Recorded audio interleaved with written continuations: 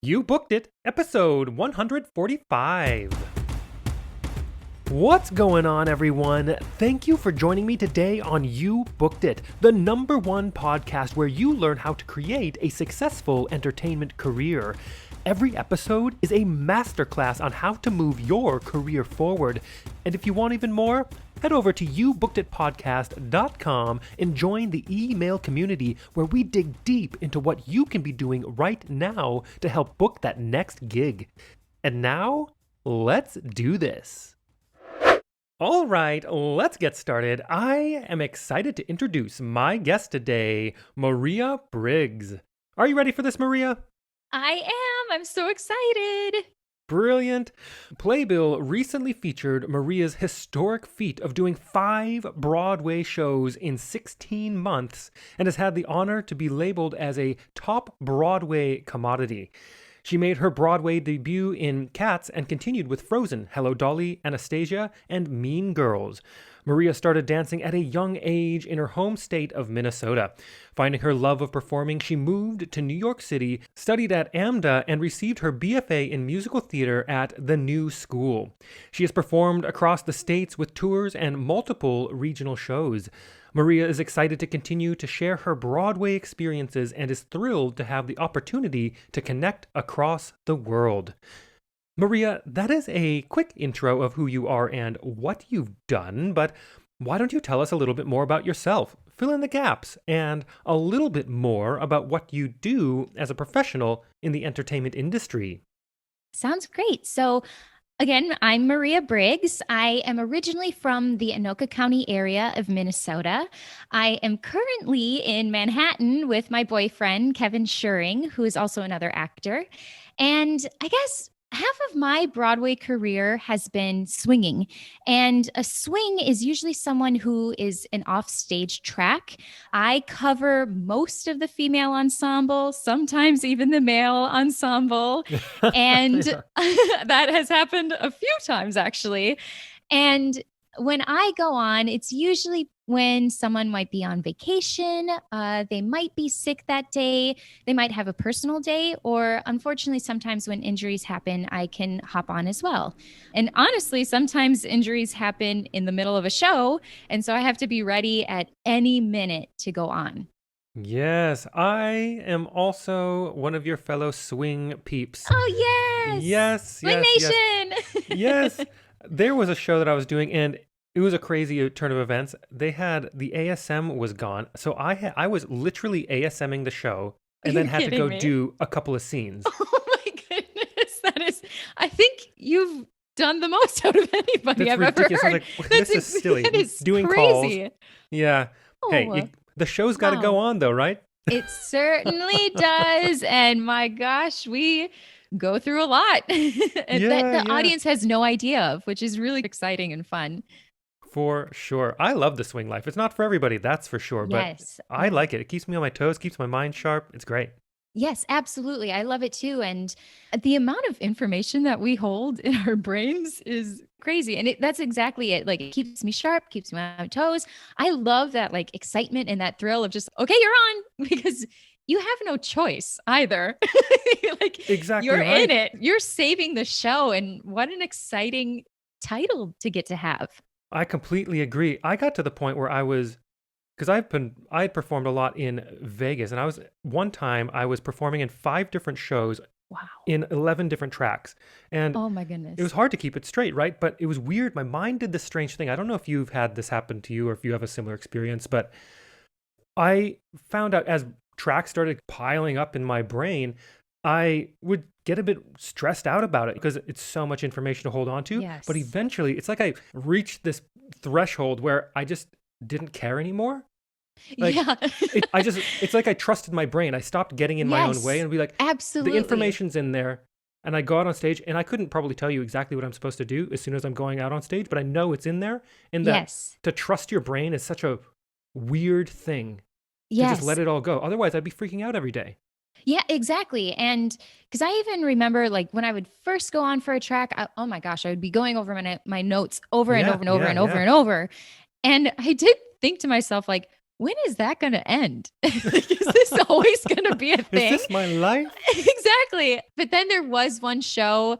I had done the track the night before. And so I was like, I think this is the time. I think I'm going to trust that I've done my homework. I Yeah. know what I'm doing. I literally just did it last night and I did. I knew everything. It's all there. As long as you do your homework, you can Yes. trust it. Yeah. But it's cool once you can get to that point. It And really is. then you can be living in the roles properly and in that world. Yes. You're more in the moment. And at that point, too, you can start adding a little more personality and like pizzazz to the character as well. Because Yeah. I feel like at the beginning, it's like, just stand in the right Just spot. be Don't a run into body. anybody. Yeah, exactly.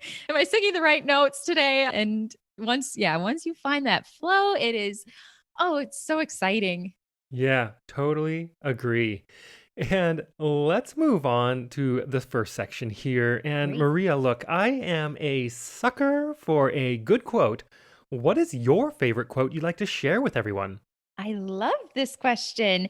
So currently, my favorite quote is, "You are personally responsible for becoming more ethical than the society you grew up in."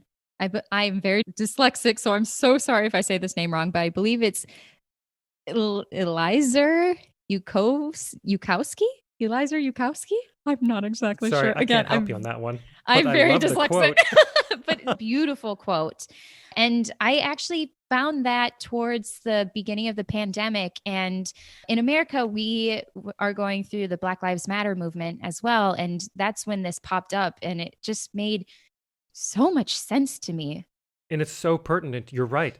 For this very specific time in history, it really should be something that should be a quote that's 1,000+ years old, but it's really pertinent for this time. And I think you're right. Absolutely. We do have to hold ourselves to a higher ethical responsibility because at the end of the day, everything really should progress.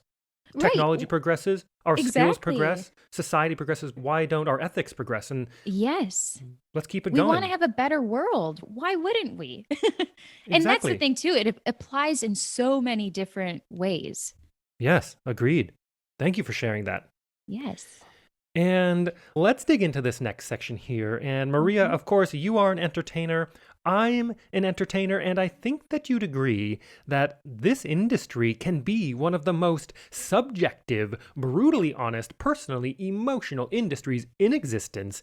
And you know as well as I that in order to create and have a successful career in this industry like you're having now, takes a lot of dedication and hard work. And while, yeah, there's an outrageous amount of fun and excitement doing what we do, there are also our fair share of obstacles, challenges, and failures we are going to experience and we're going to have to move forward through.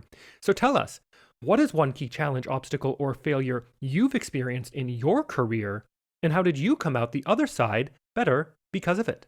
That is such a great question. And I feel like my biggest obstacle was comparing myself to others. And Oh, yes. I think a lot of people go through that similar obstacle. And I still have to remind myself of it today. And I think what's really important is just to keep reminding yourself to always be yourself and that you are enough and no one can be you and you can't be anybody else. You are True. you. Everybody brings something so special. And so I think that is a huge thing to remind myself of, is to not compare myself to anybody else and just keep being enough. Yeah, 100%. I had Jennifer Apple on the other day, and she had a great little quote. She said, "Compare leads to despair." I was Ah, like, ooh, yes. there it is, summed up right Yes. there. And it's so true. Absolutely. Absolutely. Yeah, you don't do yourselves any favors going down that rabbit hole, the comparison rabbit hole. Sure, stay up to date with what's going on, but when Hmm. you start feeling bad about yourself, especially, I think it really happens very easily when we go on our social media scrolls and our Yes. binges, and that you have to be so aware and conscious. And if you really do feel like, man, this is not making me feel good, just stop and go, okay, I'm Yeah. repeatedly doing this to myself. Recognize when that's happening and put a stopper on it. Yeah. So for myself, I take social media breaks all the time. And how can you not compare? You're literally just sitting there scrolling. You're probably sitting on your couch doing nothing while you're scrolling. What I like to do is just learn from everybody and appreciate what they're bringing into the world. And if I like what they're doing, I try to incorporate that into my own life and start changing my own actions. So I'd never try to necessarily compare, but start to learn. Yes. Don't compare, learn. I think you said it right there. And let's be honest, it is easier to say than to do in practice. Yes. N- But know that that exists and be purposeful and actionable about what you're doing. And you're going to give yourself a leg up versus mindlessly going through things and beating yourself up for no reason. Mm-hmm. Mm-hmm. Yeah. And let's move on to a time that I like to call your spotlight moment. That one moment in time you realized, yes, I am going to be an entertainer for a living. Or maybe it was, yes, this is what I need to be doing as an entertainer. Tell us about that. So I actually didn't know I could do this as a profession for the longest time. And I just grew up dancing and I loved it so much. And I would watch Singing in the Rain all the time. And I loved it. I loved it. But I didn't know exactly why or if that could even, I didn't know it could be a profession. I thought people were just doing it for fun. Yeah. And I was about to be a freshman in high school, and my parents saw in the newspaper that a performing arts high school was opening up. And they said to me, like, if this is something you want to do for your profession, this might be a good way to explore that. Is this something you want to do every day as a part of your life? And I remember responding and saying, "What? I can do this for a living? Oh, What? thank goodness." Because I just remember hearing the question of, what do you want to be when you grow up? And I was like, I don't know. Maybe a veterinarian? No, that doesn't sound right. And then I was even playing with the idea of becoming a forensic doctor. And obviously that didn't happen. But once I found out I could do this as a living, I was like, yes, that is it. That's exactly what I want to do. And it actually Right? grew from there too, because again, I grew up dancing. And then when I went to this performing arts high school, that's where I was introduced to musical theater. And it was just like, ooh, I think this is more the route I want to go. So it was really neat to continue to expand my talents and explore this whole amazing world. Yeah, that's so funny. Yeah, someone's like, hold on, you're telling me this is something people get paid to do? You're like, Exactly. Exactly. I was like, I of can course I make want a to do living. that. Yes. That sounds amazing. Yeah, so good. And let's piggyback on that real quick and talk about your number one booked it moment. Ooh, Walk us yes. through that day, the auditions and callbacks, if they happen to be a part of it. But what was going on in your life, and what about that moment makes it your favorite booked it Mm. moment? So at this point in my life, I had been to a zillion auditions, and I was actually getting to the point of thinking maybe Broadway isn't going to happen. Maybe I would love for it to work out, but if that's not my path, that's okay. I'm still working, which is already such an accomplishment as an actor. And an audition for a vacation swing for cats came up. And again, I was going in thinking, like, all right, I'm going to give it my all. I'm going to do my best, but I try not to set my hopes up too high. And we went in, it was a co ed audition. We started with the Jellicle Ball, and then we separated, and I learned the White Cat solo. And at the end of that day, I was thinking, like, I think that went pretty well. I think that felt Yeah. pretty great. All right. Okay. I can leave pretty happy. I had a callback the following week, and that was to sing. I started off with my own song, and then I had a few sides that they had given me as well. And again, same thing. I left feeling like that went well. I don't think that could have gone any better. I also try, again, as I said, I try not to get my hopes up too much because, of course, as actors, we hear no all the time. So I try not Yes. to set my heart too much onto any audition. And it had been about a month and I still hadn't heard anything. And so, of course, it was just like that little, oh, bummer. But okay, moving on to the next. And so I was at another Broadway audition. And oh my gosh, we were dancing all day and partnering. And it had got to a point where we took a break and we were about to sing.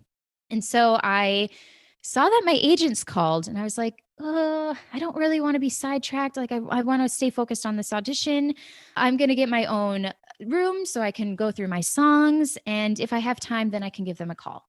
So I went through all my songs and I felt pretty set. And I gave them a call. And my agent said, Maria, we unfortunately can't get you seen for this regional show that I was asking for. And he also said, unfortunately, the tour I was going on was going to have a conflict because I was going to make my Broadway debut. Oh, wow. And I, of course, like bursted into tears. I was a blubbering mess. And I just remember him like still talking to me, but it was going out in one ear, out the other, because I just couldn't believe it was happening. And he was like, obviously, we'll check it again. I'll give you more details and everything. I was like, okay, great. I'm going to go get ready to sing for this audition. So I just had to, again, put it off to the side and do my job. But I don't think I sung any better than I had that day, or I felt pretty proud of it going into that audition, just getting that news. It was so exciting. Oh, that's such a good story. It was, I wish I could create that feeling again, just sitting here again, sitting at this mic. It was, just such a wonderful moment that I will cherish forever. Oh, I can imagine. Wow, so good. And let's take a moment to talk about the present. What projects are you working on now? What are you looking forward to? And it's a weird time. We are amidst this global pandemic. How do you see the entertainment industry moving forward in the next couple of years? So recently, I had filmed this parody with my friends, the Socialites. And at the beginning of the pandemic, we did a video of the Zoom block tango. So you can check that out. And we also just recently had one come out that's called Let's Light the Polls Up Again.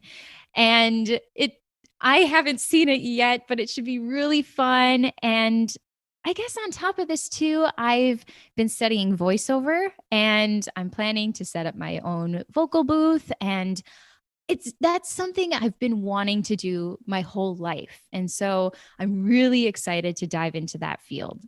Very cool.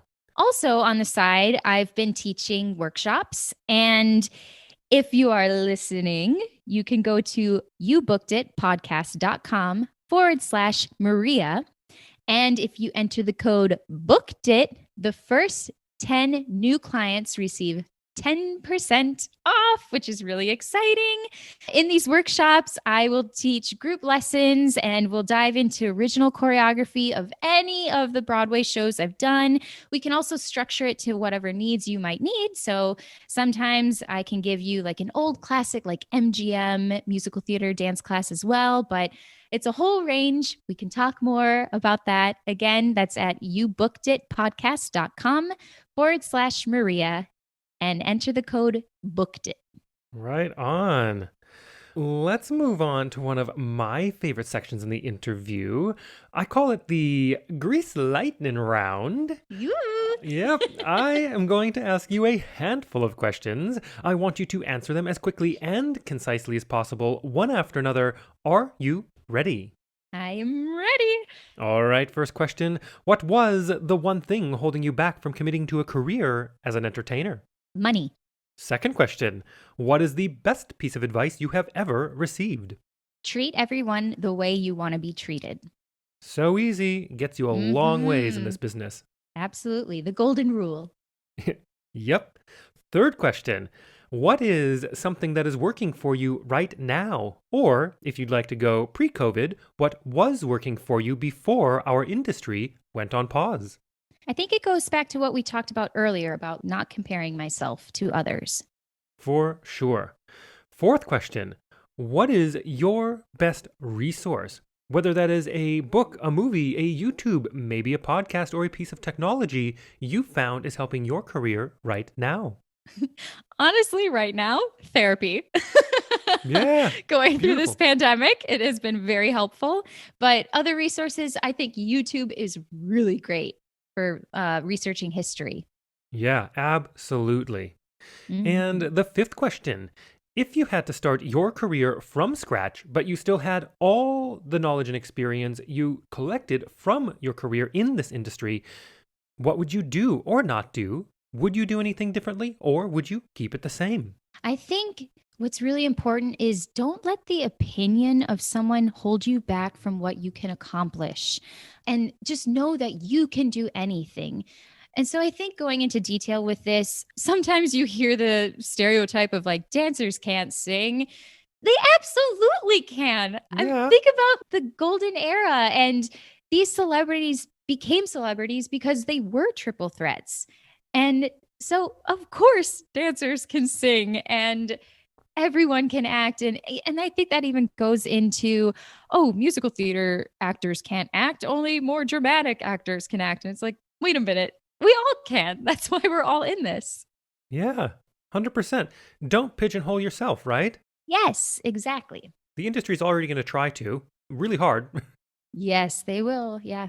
You do what you do best and bring all of that to the table every time.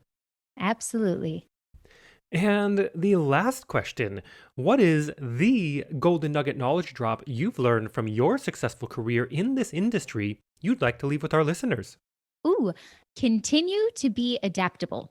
Yes, so true. Can you expand on that just a little bit more into depth?